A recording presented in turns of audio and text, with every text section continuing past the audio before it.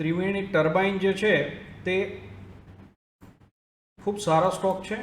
આ કન્સોલિડેશનનું એનું લેવલ કાપી ઉપર કામ કરી રહ્યો છે. આ સ્ટોકમાં એનું જે કન્સોલિડેશન પછીનું જે બ્રેકઆઉટ છે અને ઓલ ઓવર બહુ સારો સ્ટોક હોય એવું લાગે છે કે આ અહીંયાથી હજી સારા મૂવ, કારણ કે આની જર્ની હજી અહીંયાથી શરૂ થયેલી છે અને આ બધા સ્ટોક બહુ લાંબા ગાળાના અભ્યાસથી જોઈએ. 2015થી અંદાજે આ 2021 સુધીનો આ જે એનો ગાળો હતો એ આ એક બોક્સ ડ્રો કરી લઈએ આપણે.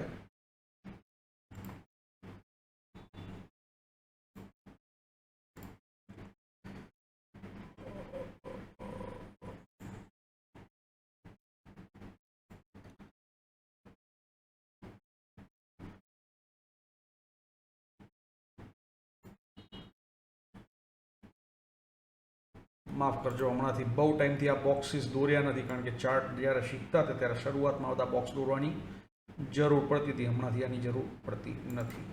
આ જે બોક્સ છે આ બોક્સની અંદર આ સ્ટોક કામ કરતો હતો, એટલે એ અહીંયાથી અહીંયા એનું જે બ્રેકઆઉટ આવ્યું આ બ્રેકઆઉટની અવધિ જુઓ તો અંદાજે માર્ચ 2015થી 21, એટલે 6 વર્ષ એક જ રેન્જમાં કામ કર્યા પછી જ્યારે આ સ્ટોક આવી રીતે ભાગે, અને આ જે લોકો ચાર્ટમાં રસિક હોય તેમના માટે કહું કે આ એનું બ્રેકઆઉટ આવે ને, બ્રેકઆઉટ હંમેશા રિટેસ્ટ કરતા હોય છે. તો એનું રિટેસ્ટ પણ અહીંયા સરસ થઈ ગયું છે. એટલે આ રિટેસ્ટ પછી હંમેશા સ્ટોક ભાગે. તો સ્ટોક્સની જર્ની હંમેશા એવી હોય કે ઉપર નીચે તો જતા જ હોય, પણ આ જે એની શરૂઆત થઈ અહીંયાથી એની સાચી શરૂઆત કહી શકાય. અને આ સાચી શરૂઆત પછી એણે અહીંયા 20 ઉપર કામ કર્યું, 20 ઉપરથી 50 ઉપર, 50 અગેન. આ સ્ટોક હજી ઉપર જશે અને ત્યાર પછી જ્યારે પણ આ જે પર્પલ કલરની લાઈન છે ત્યારે ભવિષ્યમાં પણ એને સમય લાગશે.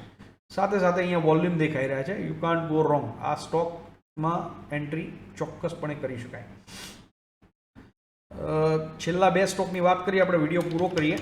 દીપક નાઇટ્રેટ અત્યંત સારો સ્ટોક છે. કેમિકલ ઇન્ડસ્ટ્રીનો આ બહુ જ સારો સ્ટોક છે. આ તમે જોઈ શકો આટલી લાંબી જર્ની પછી અંદાજે સપ્ટેમ્બર 2021થી આજ દિન સુધીમાં, આપણે હવે એપ્રિલના એન્ડ તરફ વધી રહ્યા છીએ, ત્યારે આટલા 2.5-2.5 વર્ષના એના કન્સોલિડેશનમાં એણે પ્રાઇસ જોવા જઈએ તો કશું તોડી જ નથી. એનો લાસ્ટ હાઈ છે 3000નો અને અત્યારે સ્ટોક કામ કરી રહ્યો છે 2300 આસપાસ. તો ઇન ટર્મ્સ ઓફ પર્સન્ટેજ કંઈ ખાસ એણે ડાઉન મૂવ આપ્યો નથી અને એ જ રેન્જમાં કામ કરી અને હવે આ સ્ટોક ઉપર ભાગવાની લગભગ તૈયારીમાં છે તેવું કહી શકો તમે. કોઈ પણ માણસને એન્ટ્રી કરવી હોય તો ચોક્કસ કરી શકાય. અત્યારે હાલ એન્ટ્રી કરી અને આ જે બ્રેકઆઉટ છે એનું આપણે લાઈન દોરેલી છે 2400 આસપાસનું.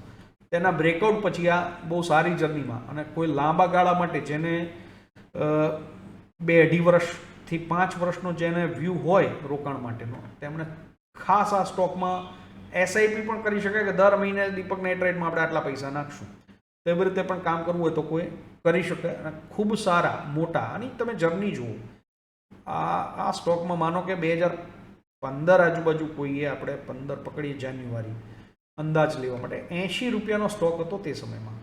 ત્યાંથી એણે આ 3000 સુધીની જર્ની આપેલી છે અને ત્યાર પછીનું આ 2.5 વર્ષનું કન્સોલિડેશન, આ પાછી આવીને આવી સ્મૂથ જર્ની 100% લઈ શકાય છે. તો આ સ્ટોકને જોઈ શકાય.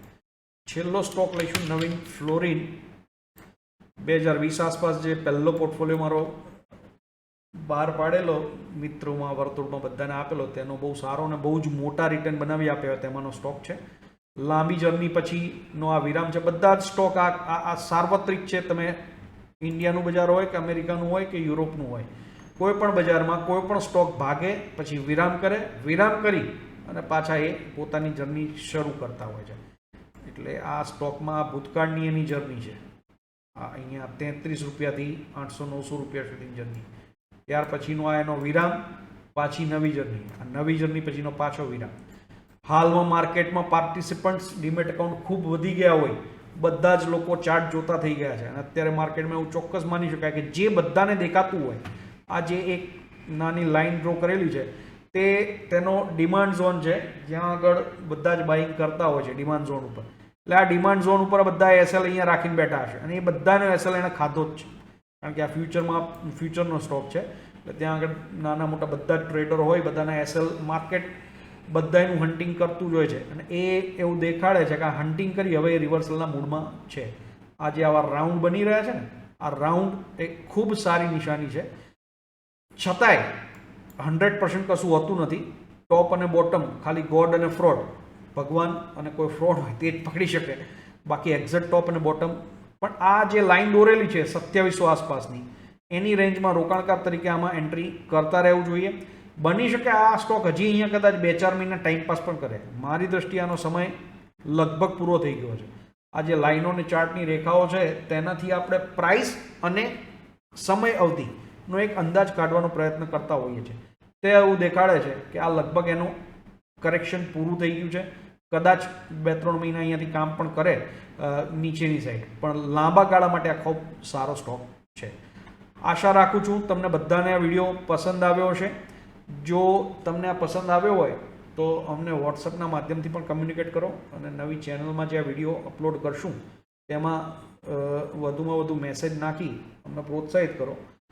તો અમારું પ્રોત્સાહન જ અમારો ઉત્સાહ વધારશે કે આવા વધુમાં વધુ વિડીયો રોકાણના, ટૂંકા ગાળાના ટ્રેડિંગના વગેરે બનાવતા રહીશું અને આવી રીતે સંવાદ કરી માર્કેટમાં કેવી રીતે કામ કરવું, શું કરવું, શું ન કરવું ની વાતચીતો અને સંવાદ કરતા રહીશું. બધાનો ખૂબ ખૂબ આભાર.